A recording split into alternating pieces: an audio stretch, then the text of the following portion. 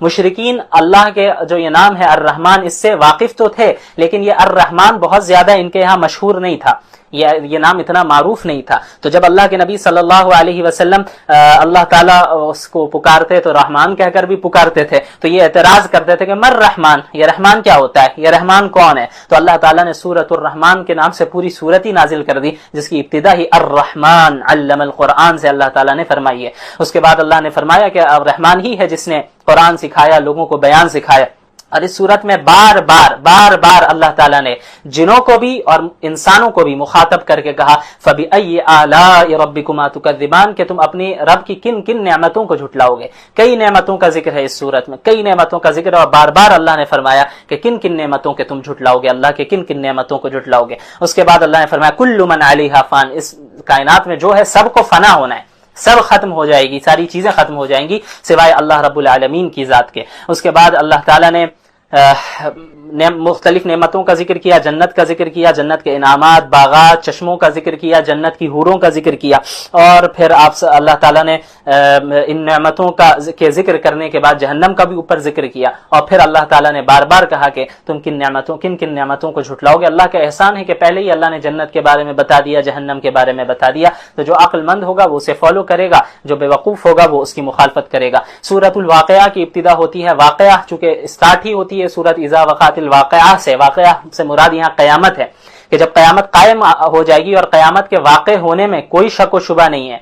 اور خافضۃ الرافعہ، یہ قیامت ایسی ہوگی جو کفار کو جھکا کے رکھ دے گی، اور جو مومنین ہوں گے ان کو بلند کر دے گی، انہیں اونچا مقام عطا کرے گی۔ تو اس میں پھر انسانوں کی تین جماعتوں کا ذکر ہے، وَكُنْتُمْ أَزْوَاجًا ثَلَاثَةً، کہ انسان قیامت کے دن تین حصوں میں ہوں گے، تین جماعتوں میں ہوں گے۔ ایک جماعت تو وہ اعلیٰ درجے کے مومنین کی ہوگی جنہوں نے بہت نیک اعمال کیے ہوں گے، ان کے عقائد بھی درست ہوں گے، اللہ کے مقربین ہوں گے۔ دوسری جماعت وہ عام مسلمانوں کی ہوگی جن کے دائیں ہاتھ میں نامہ اعمال دیا جائے گا، وہ بھی خوش نصیب ہوں گے۔ تیسری جماعت ان گناہگاروں کی اور مشرکین کفار کی ہوگی جن کے بائیں ہاتھ میں نامہ اعمال دیا جائے گا، اور وہ حسرت اور ندامت میں مبتلا ہوں گے۔ پھر اہل جنت کے لیے نعمتوں کا ذکر ہے کہ اولئک المقربون فی جنات النعیم، باغات ملیں گے، اونچی اونچی نشستوں میں وہ بیٹھے ہوں گے، اللہ تعالیٰ انہیں بہترین پاک شراب عطا فرمائے گا، اور پھل ہوں گے، پرندوں کا گوشت انہیں دیا جائے گا، حور عین عطا کی جائیں گی۔ اس کے برخلاف اصحاب الشمال کا ذکر ہے، یعنی جن کے بائیں ہاتھ میں نامہ اعمال دیا جائے گا، یعنی وہ جہنمی ہوں گے، ان کے لیے جو ہے مختلف عذابوں کا انہیں سامنا کرنا ہوگا، گرم لو کا، کھولتا ہوا پانی اور دھواں وغیرہ کا۔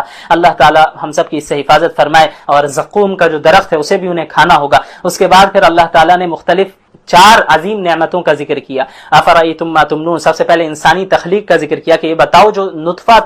تمہارا ہے جس سے تم پیدا ہوتے، اس نطفے کو تم نے پیدا کیا، ہم نے پیدا کیا۔ پھر اس کھیتی کے متعلق بتاؤ، جس کھیتی کو تم بوتے ہو اسے اگاتا کون ہے، تم اگاتے ہو یا ہم اگاتے ہیں۔ پھر پانی کا ذکر کیا کہ جو پانی تم پیتے ہو اس کو بادلوں سے اتارتا کون ہے، ہم اتارتے ہیں۔ اور پھر اللہ نے آگ کی نعمت کا ذکر کیا کہ جو آگ تم جلاتے ہو اس کا درخت تم اگاتے ہو یا ہم اگا رہے ہیں۔ اس کے بعد اللہ تعالیٰ نے قرآن کی صداقت کا ذکر کیا کہ لوح محفوظ میں یہ قرآن کریم درج ہے، اور بغیر کسی کمی بیشی کے آپ صلی اللہ علیہ وسلم پر بذریعہ وحی یہ کتاب نازل کی گئی ہے، اور اسے بغیر طہارت حاصل کیے کوئی چھوتا نہیں۔ تو اس کے بعد پھر منکرین بعد الموت کا ذکر ہے، جو دوبارہ زندہ ہونے پر انکار کرتے ہیں۔ ان سے کہا گیا کہ بھئی ایک شخص جو تمہارے سامنے مر رہا ہوتا ہے اس کی روح حلق تک پہنچ چکی ہوتی ہے، اور تم چاہتے بھی ہو کہ وہ بچ جائے، تو کیا تم اس کی روح کو واپس لا سکتے ہو؟ نہیں لا سکتے، وہ تمہارے سامنے مر جاتا ہے، تمہارے اختیار میں یہ چیز نہیں ہوتی۔ تو اللہ تعالیٰ اس پر قادر ہے، وہ ذات جو تمہیں موت دے رہا ہے اس پر قادر ہے کہ تمہیں دوبارہ زندہ کرے۔ اس کے بعد سورۃ الحدید کی ابتدا ہوتی ہے، حدید لوہے کو کہتے ہیں، چونکہ اس سورت میں لوہے کا ذکر ہے جو اللہ کی ایک بہت بڑی نعمت ہے، اس وجہ سے اس سورت کا نام سورۃ الحدید ہے۔ اللہ کے متعلق اللہ تعالیٰ نے فرمایا هو الاول والآخر والظاہر والباطن، اللہ اول بھی ہے، آخر بھی ہے، ظاہر بھی ہے، باطن بھی ہے۔ اول کا کیا مطلب ہے کہ اللہ اول حقیقی ہے، اس سے پہلے یعنی اس کی کوئی ابتدا نہیں ہے، کوئی بگننگ نہیں ہے اللہ کی، اس سے پہلے کوئی چیز نہیں تھی، اور آخر حقیقی ہے، یعنی اللہ کی کوئی اینڈنگ نہیں ہے، اس کی کوئی انتہا بھی نہیں ہے، یعنی اس کے بعد بھی کوئی چیز باقی نہیں رہنے والی، یعنی ساری چیزیں فنا ہو جائیں گی، اللہ ہی باقی رہے گا۔ اللہ ظاہر بھی ہے، یعنی اس کے وجود اور اس کی قدرت کی تمام نشانیاں پوری کائنات میں پھیلی ہوئی، ان نشانیوں کے ذریعے ہم سمجھ سکتے ہیں کہ اللہ موجود ہے، اس اعتبار سے اللہ ظاہر ہے۔ اور اللہ باطن بھی ہے، یعنی اس دنیا میں ہم اپنی ظاہری جو ہماری آنکھیں ہیں ان آنکھوں سے اللہ کو نہیں دیکھ سکتے، اس لیے اللہ باطن بھی ہے۔ اس کے بعد آیت نمبر 10 میں اللہ کے راستے میں خرچ کرنے کی ترغیب دی گئی، وما لکم الا تنفقوا فی سبیل اللہ، کیا ہوا کہ تم اللہ کے راستے میں خرچ نہیں کرتے، حالانکہ زمین و آسمان کا وارث اللہ ہی ہے، یعنی تمہارے پاس جو مال ہے وہ بھی اللہ ہی نے تمہیں دیا ہے، تو تم اللہ کے راستے میں خرچ کرو، اللہ تمہیں بڑا چڑھا کر واپس دے گا۔ اور اس کے بعد پھر صحابہ کا ذکر ہے، آیت نمبر 10 میں لا یستوی منکم من انفق من قبل الفتح وقاتل، صحابہ کرام میں بھی فرق مراتب ہے، وہ صحابہ جو فتح مکہ سے پہلے ایمان لے آئے اور اللہ کے راستے میں انہوں نے جہاد کیا اور انفاق فی سبیل اللہ کیا، وہ ان صحابہ سے افضل ہیں جو فتح مکہ کے بعد ایمان لائے اور فتح مکہ کے بعد انہوں نے انفاق و جہاد کیا، لیکن بحیثیت صحابی اور بحیثیت جنتی سب برابر ہے، لیکن درجات میں یقیناً فرق مراتب ہے۔ اس کے بعد آیت نمبر 12 میں منافقین اور مومنین کا ذکر ہے، یوم تری المؤمنین والمؤمنات یسعی نورہم، کہ جب قیامت کے دن پل صراط میں مومنین جا رہے ہوں گے تو اور مومن عورتیں جا رہی ہوں گی تو ان کے سامنے بھی اور ان کے دائیں طرف بھی ان کا جو ہے نور رہے گا، جس نور سے وہ دیکھ رہے ہوں گے۔ منافقین بھی پیچھے پیچھے آئیں گے اور ان کا نور پل صراط کے پاس ختم ہو جائے گا، اب انہیں آگے دکھ نہیں رہا ہوگا، مومنین سے کہیں گے کہ اپنے نور سے ہمیں بھی پار کروا دو، تو مومنین کہیں گے کہ یہاں سے مڑ جاؤ اور نور کہیں اور تلاش کرو، تو ان کا انجام جو ہے ظاہر ہے جہنمیوں میں ہونا ہے ان منافقین کا۔ اس کے بعد اللہ تعالیٰ نے فرمایا آیت 25 میں لقد ارسلنا رسلنا بالبینات، کہ ہم نے اپنے انبیاء کو معجزات کے ساتھ، کتب کے ساتھ، ترازو دے کر بھیجا، مقصد یہ تھا کہ لوگ اللہ کے حقوق کو بھی ادا کریں اور حقوق العباد میں بھی اعتدال قائم کریں۔ اس کے بعد رہبانیت کا ذکر ہے، ورہبانیۃ ابتدعوها ما كتبناها علیہم، حضرت عیسیٰ علیہ السلام کے آسمانوں پر اٹھائے جانے کے بعد عیسائیوں کا ایک طبقہ ایسا تھا جس نے دنیا سے اپنی زندگی کو منقطع کر دیا اور الگ تھلگ رہنے لگے، اور رہبانیت انہوں نے اختیار کر لی، یعنی دنیا کی زیب و زینت نہیں اختیار کرنا ہے، دنیا کی نعمتوں سے بھی جو ہے زیادہ لطف اندوز نہیں ہونا ہے، شادی وغیرہ بھی نہیں کرنا ہے۔ تو اللہ نے فرمایا کہ یہ ایسی رہبانیت میں مبتلا ہو گئے جس کا حکم اللہ نے نہیں دیا، اور بعد میں انہوں نے اپنی اس رہبانیت کا بھی لحاظ نہیں رکھا۔ دیکھیں اسلام میں رہبانیت نہیں ہے کہ دنیا سے بالکل کٹ کر آپ سنیاسی بن جائے، اسلام یہ نہیں سکھاتا، اسلام یہ سکھاتا ہے کہ اپنے آپ کو معاشرے میں رکھ کر، اپنے گھر والوں کے ساتھ رہ کر، دنیاوی نعمتوں سے استفادہ کرتے ہوئے، شادی بھی کر کے، بچے بھی ہوں، بیویاں بھی ہوں، شوہر بھی ہوں، اور تمام رشتہ داروں کے حقوق کی ادائیگی بھی کرتے رہنا ہے اور ان کے ساتھ ساتھ اللہ کی عبادت کرنا ہے۔ یہ سنیاس لے لینے کا تصور اسلام میں نہیں ہے کہ دنیا سے کٹ کے کسی جنگل میں چلے جائیں اور دنیاوی نعمتوں کو اپنے اوپر حرام کر لے، اسے اللہ نے نہیں سکھایا کہ یہ کائنات مخلوق ہے اور اس کا کسی نہ کسی نے اس کائنات کو بنایا ہے، اس ڈیزائن کا کوئی نہ کوئی ڈیزائنر پہلے سے موجود ہے۔ اور میں نے یہ بھی بتایا تھا غالباً کہ سائنس نے آج یہ بھی پروف کیا ہے کہ یہ یونیورس یہ کائنات ایکسپینڈ کر رہی ہے، پھیلتی جا رہی ہے، اور جس رفتار کے ساتھ یہ کائنات پھیل رہی ہے اس رفتار میں 0.1% بھی اگر اضافہ ہو جائے، یعنی وہ رفتار تیز ہو جائے، یا 0.1% بھی وہ رفتار دھیمی ہو جائے، کم ہو جائے، تو یہ کائنات ختم ہو جائے گی، برباد ہو جائے گی۔ اتنے پرفیکشن کے ساتھ اس کائنات کا چلنا اور اتنی ایکوریسی کے ساتھ اس کائنات کا ایکسپینڈ ہو، یہ اس بات کی دلیل ہے کہ کوئی نہ کوئی اسے زبردست طریقے سے کنٹرول کر رہا ہے۔ اس کے علاوہ دلائل تو بہت سارے ہیں، لیکن ہم چند دلیلوں پر ہی اکتفا کریں گے، چونکہ یہ بیسک اسلامک کورس ہے اور اس میں کئی سارے موضوعات کو ہمیں کور کرنا ہے، تو ایک موضوع پہ ہم دو کلاس، تین کلاس نہیں لے سکتے۔ ہم چاہیں گے کہ مختصر کرتے ہوئے مختصر اور جامع بات آپ لوگوں کو بتا دی جائے، اور پھر جس کو جس موضوع پہ زیادہ دلچسپی ہو مزید ریسرچ کرے، تحقیق کرے۔ بہرحال فزکس کے مختلف لاز ہیں، ٹھیک ہے، انہی لاز میں سے ایک لا ہے کوزیلٹی کا، ایک قانون ہے کوزیلٹی کا۔ وہ کیا ہوتا ہے کہ کائنات کے اندر ہر چیز کا کوئی نہ کوئی سبب ہے، جسے ہم انگلش میں کاز اینڈ ایفیکٹ کہتے ہیں، کاز اینڈ ایفیکٹ، اردو میں ہم اسے سبب اور مسبب کہتے ہیں، یا پھر علت اور معلول کہتے ہیں، کہ ہر ایفیکٹ کا کوئی نہ کوئی کاز ہونا ضروری ہے، ہر ایفیکٹ کا کوئی نہ کوئی کاز ہونا ضروری ہے۔ اسی طرح ہمارا جو ظاہری سبب ہے وہ کون ہے، ہمارا ظاہری کاز کون ہے، وہ ہمارے والدین ہیں۔ ہمارے والدین کا ظاہری کاز اور ظاہری سبب کون ہے، وہ ان کے والدین ہیں، تبھی تو یہ دنیا میں ہم آج موجود ہیں۔ اگر ہمارے والدین نہیں ہوتے تو ہم نہیں ہوتے۔ ہمارے والدین ہیں، اگرچہ ہم نے شاید اپنے دادا پردادا کو نہیں دیکھا، لیکن کوئی اس بات کا انکار نہیں کر سکتا کہ ہمارے دادا پردادا موجود نہیں تھے۔ کیوں؟ کیونکہ ہمارا موجود ہونا یہ اس بات کی دلیل ہے کہ ہمارے پردادا موجود تھے۔ ہم افیکٹ ہیں، اور ہمارے ظاہری کاز کون ہے، ہمارے والد ہیں اور ہمارے والدہ ہیں۔ اور ہمارے والدین کے ظاہری کاز کون ہے، اس کا کاز سبب کون ہے، وہ ان کے والدین ہیں۔ پھر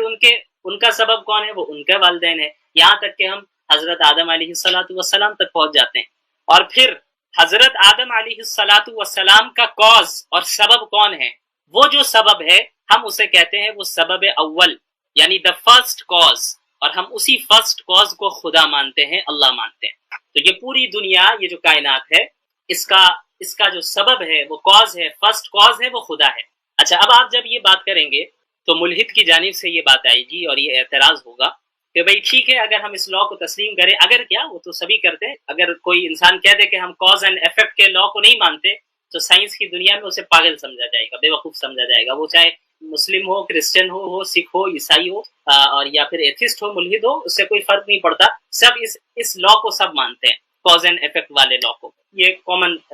سی بات ہے۔ تو اب یہاں پر وہ ملحد اعتراض کیا کرتا ہے؟ وہ یہ اعتراض کرے گا کہ بھئی ٹھیک ہے، جب ہر ایفیکٹ کا کوئی نہ کوئی کاز ہے، ہر مسبب کا کوئی نہ کوئی سبب ہے، ہر معلوم کی کوئی نہ کوئی علت ہے، تو پھر یہ بتاؤ کہ پھر خدا کا سبب کیا ہے؟ پھر خدا کا وجود کہاں سے آیا؟ خدا کو کس نے بنایا؟ خدا کا سبب کیا ہے؟ چیز کا ایک آپ ہی نے کہا کہ ہر چیز کا ایک سبب ہے، تو پھر خدا کا سبب کہاں ہے، کیا ہے؟ ٹھیک ہے، تو اب اس کا جواب سن لیں آپ۔ اس کا جواب یہ ہے کہ یہ جو کوزیلٹی کا لا ہے، یہ فزکس کا ایک لا ہے۔ کاز اینڈ ایفیکٹ، علت و معلول، سبب و مسبب کا جو یہ لا ہے، یہ قانون ہے، یہ فزکس کا ایک قانون ہے، فزکس کا ایک لا ہے۔ اور فزکس کا موضوع کیا ہے؟ فزکس کا موضوع یہ کائنات ہے، فزکس کا موضوع کائنات کی لمیٹیشن ہے، لہٰذا اس کائنات کی لمیٹیشن کے اندر جو بھی ذات ہوگی وہ اس قانون اور اس لا کی پابند ہوگی۔ لیکن جب ہم خدا کی بات کرتے ہیں اور اللہ رب العالمین کی بات کرتے ہیں تو ہمارا یہ عقیدہ ہے کہ ہمارا رب تمام لمیٹیشنز اور تمام زمان و مکان سے پاک ہے۔ تو اللہ رب العالمین کو کائنات کی لمیٹیشن کے اندر قید نہیں کیا جا سکتا، اللہ اس کائنات کی لمیٹیشن کے باہر ہے، لہٰذا اللہ اس کائنات کی لمیٹیشن کا پابند ہوتا اگر، تب تو ہم یہ کہہ سکتے تھے کہ بھئی ہاں خدا کا بھی کوئی نہ کوئی سبب ہونا چاہیے، لیکن چونکہ خدا کائنات کی لمیٹیشنز کا پابند نہیں ہے، وہ ہر زمانے اور ہر جگہ سے پاک ہے، اسے کسی زمانے اور یہ جگہ کی ضرورت نہیں ہے، وہ ان چیزوں سے پاک ہے، وہ کسی بھی لمیٹیشن سے پاک ہے، لہٰذا فزکس کا یہ لا خدا پر منطبق نہیں ہو سکتا، کیونکہ فزکس کا جو یہ لا ہے اس کا موضوع کیا ہے؟ وہ یہ کائنات ہے، اور کائنات کی لمیٹیشن میں جو کچھ بھی ہے۔ بہرحال اس کو آپ دوسرے انداز میں اس طرح اور سمجھ سکتے ہیں کہ خدا کے متعلق یہ سوال کرنا کیوں غلط ہے کہ خدا کو کس نے بنایا۔ اتنا اگر وہ ادھر تک آپ لے آئیں اس کو، وہ یہ تو مانے گا کہ چلو بالفرض مان لے کہ خدا ہے، تو پھر خدا کو کس نے بنایا؟ تو اگر کاز اینڈ ایفیکٹ کا مسئلہ ہر ایک پر منطبق کیا جائے تو پھر یہ سلسلہ کبھی ختم نہیں ہو۔ پھر خدا کو اگر کسی نے بنایا تو پھر نے بنایا، پھر اس کو کس نے بنایا، پھر اس کو کس نے بنایا، یہ تو سلسلہ چلتا رہے گا۔ تو ظاہر سی بات ہے، یہ جو فزکس کا لا ہے اس کا موضوع یہ کائنات ہے، اور کائنات کے اندر جتنی چیزیں ہیں ان چیزوں پر ان اصول کا منطبق ہوتا ہے، اور وہ کائنات کے اندر جت چیزیں ہیں وہ ظاہر ہے کائنات کی لمیٹیشنز کی پابند ہے، اس لمیٹیشنز کے اندر ہے، اور اللہ رب العالمین زمان و مکان سے اور تمام لمیٹیشن سے پاک ہے۔ تو فزکس کا لا خدا پر منطبق کرنا یہ درست نہیں ہے۔ اب اس کو دوسرے انداز میں کس طرح سمجھیں؟ اب آپ اس طرح سمجھیں کہ فزکس کا ہی ایک قانون ہے تھرمو ڈائنامکس کا۔ تھرمو ڈائنامکس کے مختلف لاز ہیں، اس کا جو دوسرا قانون ہے the second law of thermodynamics, اس کا مفہوم یہ ہے، اس کا خلاصہ یہ ہے، اس میں جو بات بتائی گئی ہے اسے بھی کوئی انکار نہیں کرتا، تھرمو ڈائنامکس کے لاز کو کوئی انکار نہیں کر سکتا، سب تسلیم کرتے ہیں، ہم بھی کرتے ہیں۔ تھرمو ڈائنامکس کے سیکنڈ لا میں یہ بات بتائی گئی ہے کہ یہ جو کائنات ہے اور اس کائنات کے اندر جتنی چیزیں ہیں، جتنے میٹرز ہیں، جتنے مادے ہیں، وہ سب خرابی کی طرف بڑھتے چلے جا رہے ہیں، یعنی ایک وقت ایسا آئے گا جب اس پوری کائنات کے لیے اتنی ہیٹ یا اتنی انرجی موجود نہیں ہوگی کہ یہ کائنات اسی طرح چل سکے، لہٰذا کائنات ایک دن ختم ہو جائے گی، اور اسی کو بگ فریز کہتے ہیں۔ وہ کیا کہتے ہیں؟ بگ فریز، کہ اس وقت کائنات ختم ہو جائے گی، کیونکہ کائنات کو چلنے کے لیے جتنی انرجی چاہیے، جتنی ہیٹ چاہیے، وہ آہستہ آہستہ ختم ہوتی جا رہی ہے، لہٰذا کائنات اور کائنات کے اندر جتنی چیزیں ہیں، چاہے ہم ہیں یا آپ ہیں یا کوئی بھی مخلوق، وہ خرابی کی طرف بڑھتی جا رہی ہے۔ انسان جوان ہوتا ہے، پھر بڑھاپے کی طرف بڑھتا چلا جاتا ہے، وہ بھی موت کی طرف بڑھتا چلا جا رہا ہے۔ کوئی بھی چیز ہے وہ کتنے سال رہ لے، خرابی کی طرف وہ چیز بڑھتی جا رہی ہے، بوسیدہ ہوتی چلی جاتی ہے اور ایک دن ختم ہو جاتی ہے۔ تو یہ پوری کائنات کا یہ ایک رول ہے، یہ تھرمو ڈائنامکس کے سیکنڈ لا سے ہمیں یہ پتہ چلتا ہے کہ پوری کائنات اور کائنات کے اندر جتنے میٹرز ہیں، جتنے مادے ہیں، ان کو ایک دن ختم ہونا ہے. وہ خرابی کی طرف آلریڈی آگے بڑھ رہے ہیں، جیسے ہم روز آگے بڑھ رہے ہیں موت کی طرف. اسی طرح کائنات کے اندر ہیٹ اور انرجی ختم ہوتی جا رہی ہے. وہ ایک دن آنا ہے کہ جب سب ختم ہو جائے گا. لہٰذا تھرمو ڈائنامکس کے سیکنڈ لا سے ہمیں یہ معلوم چلا کہ جب ایک چیز خرابی کی طرف بڑھ رہی ہے تو ظاہر سی بات ہے اس چیز کی کوئی نہ کوئی بگننگ اور اس کی ابتدا ہے. یعنی اگر اس کی ابتدا نہیں ہوتی تو وہ خرابی کی طرف نہیں بڑھتی. اب مثال کے طور پر اگر میں آپ سے کہ بھائی ایک انسان بوڑھا ہوتا جا رہا ہے، موت کی طرف بڑھتا جا رہا ہے، خرابی کی طرف بڑھتا چلا جا رہا ہے، تو یہ ہونے کے لیے اس کا پیدا ہونا ضروری ہے، اس کی بگننگ اور اس کی ابتدا ہونا ضروری ہے. اگر وہ انسان پیدا ہی نہیں ہوا تو بوڑھا کیسے ہوگا؟ یا مثال کے طور پر میں کہوں کہ آپ کے سامنے کھانا رکھا ہے اور وہ کھانا خراب ہوتا جا رہا ہے، تو کھانے کے خراب ہونے کے لیے کھانے کا بننا ضروری ہے. اگر کھانا بنایا ہی نہیں گیا تو وہ کھانا خراب کیسے ہو؟ اس سے ہمیں معلوم ہوا کہ ہر وہ جو خرابی کی طرف بڑھ رہی ہے اس کی کوئی نہ کوئی ابتدا ہے، اس کی بگننگ ہے. اور اگر وہ بگننگ نہ ہوتی تو خرابی کی طرف وہ چیز بڑھتی ہی نہیں. ٹھیک ہے، اتنا آپ لوگوں نے سمجھ لیا. تو ہر وہ چیز جس کی ابتدا ہے، جس کی شروعات ہے، تو اس کے متعلق تو یہ سوال ضرور پوچھا جائے گا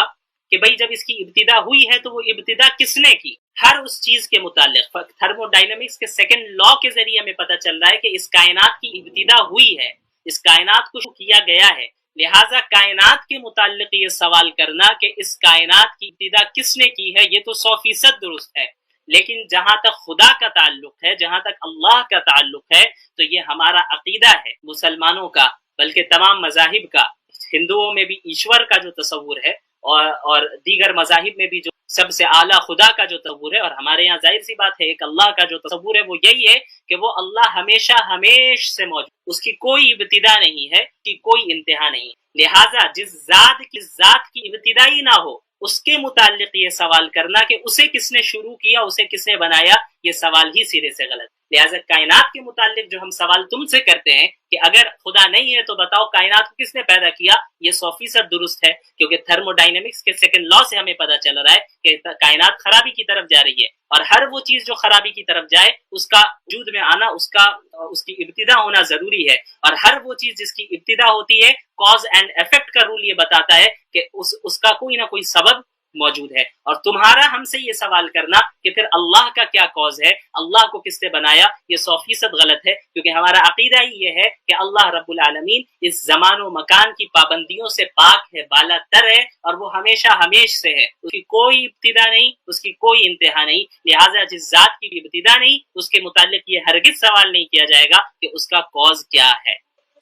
امید ہے کہ بات سمجھ میں آئی ہوگی. بہرحال یہ اتنی باتوں کے باوجود ایسا نہیں ہوگا کہ وہ مومن بنے گا، وہ مختلف چیزیں آپ کو ادھر ادھر لے جائے گا. لیکن ایک عاقل انسان جو منصف ہو، یعنی انصاف پسند ہو اور حق کی تلاش میں، ان کے لیے یہی چند باتیں کافی ہو. لیکن جو ضدی ہو، اسٹبن ہو، اور جو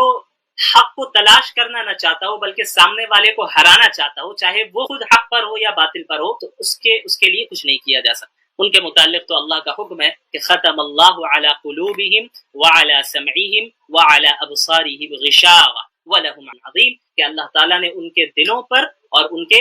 کانوں پر مہر سخت کر دی ہے، مہر لگا دی. وعلی ابصارہم غشاوہ، اور ان کی آنکھوں پر پردہ ہے، وہ دیکھ نہیں سکتے، نہ حق سن سکتے، نہ حق قبول کر سکتے. سنیں گے لیکن قبول کرنے کی صلاحیت، دل میں قبول کرنے کی صلاحیت، آنکھ سے بظاہر تو دکھ رہا ہے لیکن بصیرت پر پردہ پڑ چکا ہے، وہ حق کو پا نہیں پا. یہ کیوں ہوگا؟ ان کے برے اعمال کی بنیاد پر. بہرحال یہاں پر ایک اور سوال یہ کرتے ہیں وہ کہ چلو ٹھیک ہے، تو یہ بتاؤ کہ اللہ رب العالمین کائنات کو بنانے سے پہلے کیا کر رہا تھا؟ ظاہر سی بات ہے کہ اتنے سالوں پہلے اللہ نے کائنات کو بنایا، تو اور تم یہ کہہ رہے ہو کہ اللہ ہمیشہ ہمیش سے ہے. تو کائنات کے متعلق سائنس نے بتا دیا غالباً 14 ارب سال پہلے جو ہے بگ بینگ کے ذریعے یہ کائنات وجود میں آ گئی، اگر میں صحیح ہوں تو. بہرحال اللہ تو ہمیشہ سے ہے، اس سے پہلے کیا کر رہا تھا؟ اس سے پہلے اللہ کر کیا رہا تھا؟ تو اب اسے سمجھیے. یہ جو ہم سوال کرتے ہیں کہ فلاں شخص یا فلاں ذات کیا کر رہا تھا یا کیا کر رہا ہے یا کیا کرے گا، اس کا تعلق پاسٹ، پریزنٹ اور فیوچر سے ہے. اور پاسٹ، پریزنٹ اور فیوچر کا تعلق ٹائم سے ہے. کس سے ہے؟ ٹائم سے، زمانے سے ہے، ٹائم سے. اور سائنس پروف کر دیا ہے کہ ٹائم کا وجود بھی بگ بینگ کے بعد ہوا. ٹائم کا وجود بگ بینگ کے بعد ہوا، یعنی بگ بینگ سے پہلے ٹائم کا کوئی تصور نہیں تھا، یعنی ظاہر سی بات ہے ٹائم کا وجود نہیں تھا، آپ کہیں ٹائم کا کوئی وجود نہیں تھا بگ بینگ سے پہلے، بگ بینگ کے بعد ٹائم وجود میں آیا ہے، لہٰذا ٹائم اللہ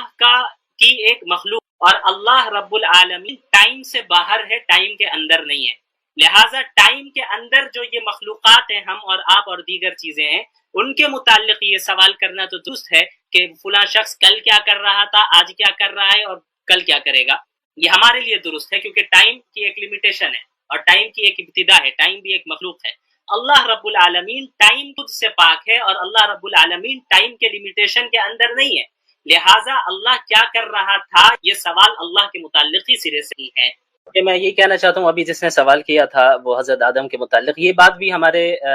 یعنی لوگوں کے درمیان جو مشہور ہے وہ اس طرح پیش کرتے ہیں کہ گویا اسلام یہ کہتا ہے کہ حضرت آدم علیہ الصلاۃ والسلام کی اولاد بھائی بہن آپس میں نکاح کیا کرتے تھے۔ دیکھیں اس بات کو یہ مسئلہ اصل کہاں کھڑا ہوتا ہے، مسئلہ یہ ہوتا ہے کہ جب آپ شریعت کو شریعت کے اصول سے ہٹ کر سمجھنے کی کوشش کرتے ہیں، آپ اگر کسی حدیث کو دیکھ رہے ہیں تو آپ کو اصول حدیث دیکھنا ہوگا، اگر تفسیر کو دیکھ رہے ہیں تو اصول تفسیر دیکھنا ہوگا، فقہ کو دیکھ رہے ہیں تو اصول فقہ کو دیکھنا پڑے گا۔ جہاں تک جیسا کہ عاصم افتخار صاحب نے بھی کہا کہ یہ ہم حتمی طور پہ نہیں کہہ سکتے، تو سیدھی سی بات یہ ہے کہ اسلام ہرگز یہ نہ کتاب اللہ میں نہ صحیح احادیث میں، صحیح روایتوں میں کہیں اس کا ذکر نہیں ملتا کہ حضرت آدم کے بعد نسل کس طرح چلی، شادیاں کس طرح ہوتی، کس طرح نہیں ہوتی۔ ہاں البتہ اسرائیلی روایتیں بعض ملتی ہیں جس میں اس کا ذکر ہے، جو صورت یہ معروف ہے، یہ اسرائیلی روایتوں میں اس کا ذکر ملتا ہے۔ تو اب ہم یہ دیکھیں گے کہ اسرائیلی روایتوں کی شریعت میں کیا حیثیت ہے، اسرائیلی روایتوں کو ہم قبول کرتے ہیں نہیں کرتے ہیں تو کن وجوہات کی بنیاد پہ کرتے ہیں، ہم یہ بتائیں گے۔ سمپل سی بات ہے، اسرائیلی روایت کے متعلق جو علماء کا جس بات پر اتفاق ہے وہ یہی ہے کہ اسرائیلی روایتوں سے وہ باتیں جو ہماری یعنی شریعت کے احکامات کے تائید میں ہو اور شریعت کے احکامات ان روایتوں کی تائید کرتے ہیں، تو پھر ہم ان روایتوں کو ایکسیپٹ کریں گے کیونکہ ہماری شریعت وہی کہہ رہی ہے، کتاب اللہ وہی کہہ رہی ہے، اللہ کے نبی کی صحیح حدیث وہی کہہ رہی ہے۔ دوسری صورت یہ ہے کہ بھائی بالکل اپوزٹ ہو، یعنی شریعت میں بتا دیا گیا کہ فلاں چیز ایسے ہوگی اور اس میں کہا جا رہا ہے اس کے اپوزٹ کہا جا رہا ہے، تو جب مسئلہ اپوزٹ کا آئے گا تو اس جگہ پہ ہم اسرائیلی روایت کو ترک کریں گے کیونکہ اصل ہمارے لیے حجت کتاب اللہ اور سنت ہے۔ تیسری صورت یہ ہوتی ہے کہ اسرائیلی روایتوں میں کوئی یعنی ایسی بات کہی جا رہی ہے جس پر کتاب اللہ اور صحیح احادیث خاموش ہے، مثلا یہی حضرت آدم علیہ الصلاۃ والسلام کے بعد نسل کس طرح چلی، کیا بھائی بہن کا آپس میں نکاح ہوتا تھا نہیں ہوتا تھا، تو کتاب اللہ اس پر خاموش ہے، صحیح احادیث اس پر خاموش ہے۔ تو ایسی اسرائیلی روایتوں کا کیا حکم ہے، اس میں ہے کہ لا نکذب ولا نصدق، ہم توقف اختیار کریں گے، نہ ہم اس کا انکار کریں گے نہ ہی ہم اس کی تصدیق کریں گے۔ تو جب ہم کسی چیز کا نہ انکار کر رہے ہیں نہ تصدیق کر رہے ہیں تو ایسی چیز کو اسلام کی طرف ہرگز برائے کرم اسوب نہ کریں۔ ہو سکتا ہے اس بات کا قوی امکان ہے کہ ایسا ہی ہوا ہو کہ بہن بھائی کے درمیان نکاح ہوا ہو، تو پھر وہی مسئلہ ہے جو عاصم صاحب نے بتایا کہ ہمارے نزدیک حلت اور حرمت اللہ کے احکامات پر مبنی ہے، یعنی اللہ نے جب حکم دیا یہ جائز ہے تو جائز ہے، اور جب کہا کہ یہ ناجائز ہے تو ناجائز ہے، تو اگر اللہ نے چند مصلحتوں کی بنیاد پر ایک لمیٹڈ ٹائم کے لیے اس کو اگر حلال قرار دیا ہو تو اس میں یہ نہیں کہا جا سکتا الیاذ باللہ وہ تو حرام کی اولاد تھی، وہ تو حلال کی اولاد ہوئی، کیونکہ اللہ اسے حلال کہہ رہا ہے وقتی طور پہ۔ ہاں اس وقت سے ہٹ کر اب اگر کوئی کرتا ہے تو پھر ظاہر اس میں حرام کی اولاد پیدا ہوگی۔ تو ایسی چیز جس پر کتاب اللہ خاموش ہے، صحیح احادیث خاموش ہے، اور ہم یہ کوئی فیصلہ نہیں لیتے، توقف اختیار کرتے ہیں، تو آپ یہ کہہ کر نہیں اسے پروموٹ کر سکتے، لوگوں کو بتا سکتے کہ اسلام کہتا ہے کہ ایسا ہو۔ ہم یہ کہتے ہیں ایسا ہو سکتا ہے، لیکن ہم یہ نہیں کہتے 100% ایسا ہی ہوا ہے۔ اور اس کی ایک سوال یہ بھی پیدا ہو سکتا ہے کہ بھائی اگر اسلام اس میں قرآن خاموش کیوں ہے، صحیح حدیث اس میں خاموش کیوں ہے؟ خاموش نہیں رہنا چاہیے تھا، کیوں خاموش نہیں رہنا چاہیے تھا، اسے خاموش کیوں ہے اسلام، اسے بھی سمجھ لی۔ اس کی وجہ سمپل سی وجہ یہ ہے کہ اس سے کوئی فرق نہیں پڑتا کہ ہماری جو ہے یعنی وہ حضرت آدم کے بعد نسل کس طرح چلی، اس کا علم حاصل کرنے سے نجات کا اس پہ کوئی فرق نہیں پڑتا۔ نجات تو ایمان اور اعمال صالحہ کی بنیاد پہ، ہمیں اس سے فرق نہیں پڑتا کہ بھائی آدم علیہ السلام کی اولاد میں آپس میں نکاح ہوا تھا یا نہیں ہوا۔ تو اسلام قرآن جو ہے ہدایت کی کتاب ہے، انبیاء کو بھیجا گیا آخرت کی زندگی کو کس طرح ہمیں درست بنانا ہے، ان چیزوں کو ہم اپنی زندگی میں کیسے نافذ کریں، یعنی جو عملی چیزیں ہیں ان سے قرآن کا اور احادیث کا تعلق ہے۔ اس لیے اس کی کوئی ضرورت نہیں تھی کہ قرآن یہ بتاتا کہ حضرت آدم کے بعد نسل کس طرح چلی۔